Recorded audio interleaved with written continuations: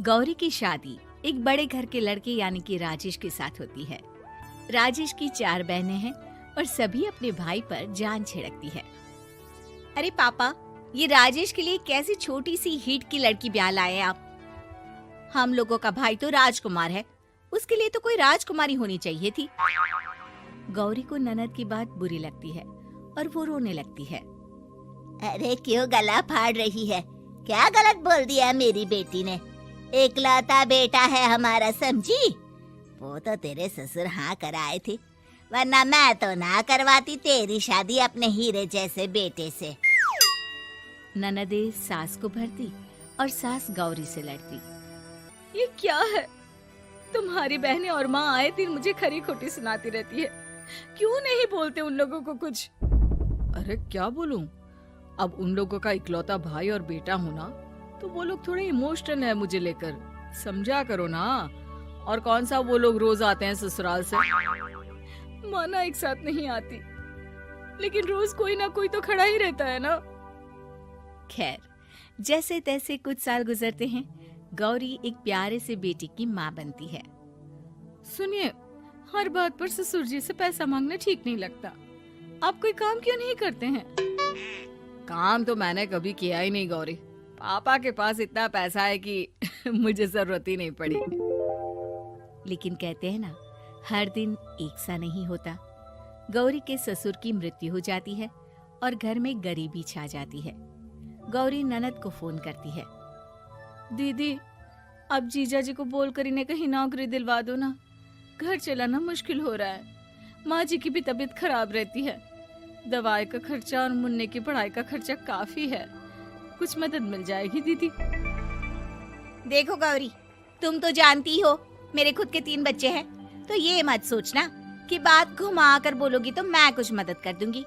अब पति तुम्हारा है, सास तुम्हारी है, तो करना तो तुमको ही है ना। हम भी तो निभा रहे हैं। खैर, बोल दूंगी इनको। गौरी समझ जाती है। वो दूसरी ननद को फोन करती है, लेकिन वहाँ से भी उसे कुछ ऐसा ही जवाब मिलता है। अरे भाभी, हमारा भाई कैसे काम करेगा? वो तो राजकुमार है। बस आप जरा माँ का ख्याल रखो, उन्हें कोई तकलीफ मत होने देना। बाकी करते हैं बात आराम से।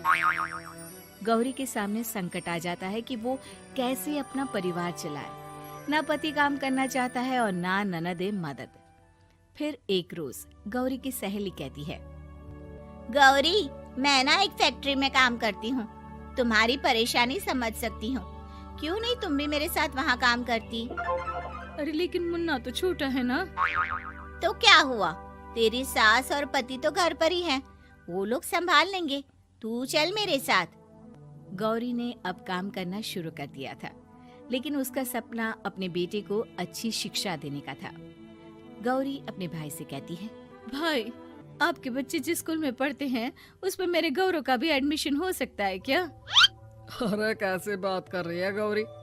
जितना तू कमाती है उतने में तो तेरा घर भी नहीं चलता। तू कहाँ इतने महंगे स्कूल का सपना देख रही है? लेकिन गौरी भी ठान लेती है कि वो किसी न किसी तरह अपने बच्चे को अच्छे स्कूल में पढ़ाएगी। माँ जी, ये मेरे गहने हैं, मैं बेच रही हूँ। गौरव का कल एडमिशन है।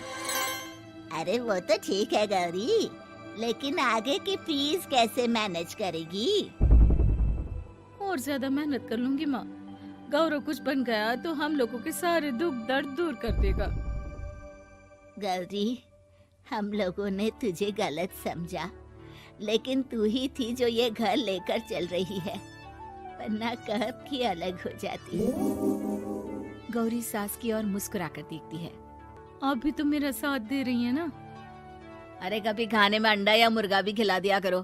क्या रोज रोज पत्ता खिलाती रहती हो? अरे शर्म तो आती नहीं, सारा दिन बहू काम करके पैसे लाती है, खुद तो कुछ करता नहीं, ऊपर से मुर्गा खाना है इसको। गौरी अपना घर चलाने के लिए तो पर्याप्त पैसे कमा लेती है, लेकिन बेटे के महंगे स्कूल, कोचिंग और उसकी डिमांड पूरी करने के लिए उसे लोगों से पैसे उधार लेने पड़ते। माँ, मुझे जूडो कराटे की ड्रेस चाहिए, मैं घर के कपड़ों में क्लास नहीं अटेंड करूँगा।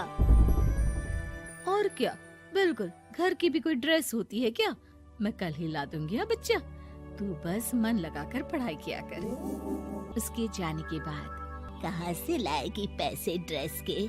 माँ वो पास वाली चाची से कुछ पैसे उधार लूंगी। अरे सभी से तो उधार ले चुकी है तू। कर्जा इतना चढ़ा लिया है कि पूरा जीवन भी कमाएगी तो उतार नहीं पाएगी। अरे माँ जी, गौरव कुछ बन जाए तो मुझे कमाने की क्या जरूरत, फिर तो मैं बस रानी बनकर राज करूंगी। एक दिन गौरव कहता है, माँ मेरी नौकरी लग गई है, वो भी अच्छे पैसों में। अब हम लोगों के बुरे और दुख के दिन जल्दी खत्म हो जाएंगे। गौरी की खुशी का ठिकाना नहीं होता। वो सास की फोटो के सामने हाथ जोड़ती है कि उसका पति उसे कहता है, देखा गौरी, तेरी तपस्या खत्म हुई। इतने सालों से जो तू फैक्ट्री में नौकरी कर रही है, अब तू आराम कर सकती है। अरे नहीं नहीं, अभी तो नौकरी लगी है, कुछ दिन कुछ पैसे कमा तो लेने दो। कुछ महीनों बाद गौरी की ननद गौरव के लिए रिश्ता लेकर आती है। अरे भाभी, वो मैं ना रिश्ता लेकर आई थी गौरव के लिए, सुना अच्छा कमा रहा है, क्यों? देखा मेरी बहन कितनी अच्छी है, कितना सोचती है हम लोगों के लिए। गौरी कुछ नहीं कहती, लेकिन उसका मन नहीं होता है कि वो बेटी की शादी इतनी जल्दी कर दे। हाँ वो तो ठीक है, लेकिन अभी कुछ कर्जा है जिसे उतारना है। तो क्या हो गया, शादी के बाद भी उतार लेगा, कम से कम एक लड़की आ जाएगी तो आराम रहेगा। गौरी लोगों के प्रेशर में आकर बेटे की शादी कर देती है और शादी के बाद एक दिन जब अपनी फैक्ट्री में जाती है, मैनेजर साहब, कैसे इस फैक्ट्री में 22 साल काम कर लिया पता ही नहीं चला। अब तो बेटा सेटल हो चुका है, नौकरी की जरूरत नहीं है। लेकिन आप सभी का शुक्रिया। गौरी बहन, बहुत मेहनत की तुमने जीवन में, अब भगवान कोई मुश्किल ना दे। गौरी घर आती है, लेकिन दरवाजे के बाहर से ही उसे बहू और बेटे की आवाज सुनाई देती है।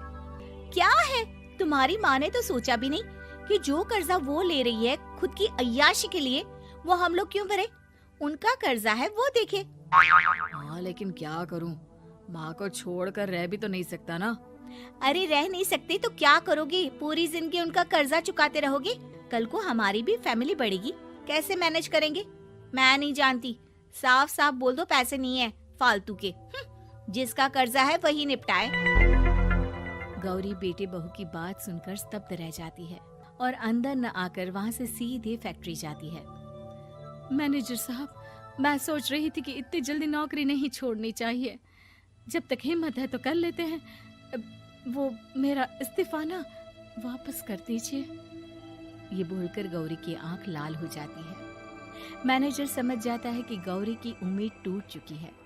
वो उसके हाथ में इस्तीफा रखकर कहता है, कर्जा माँ का है तो माँ ही चुकाएगी। माँ का कर्जा आज तक क्या कोई चुका पाया है?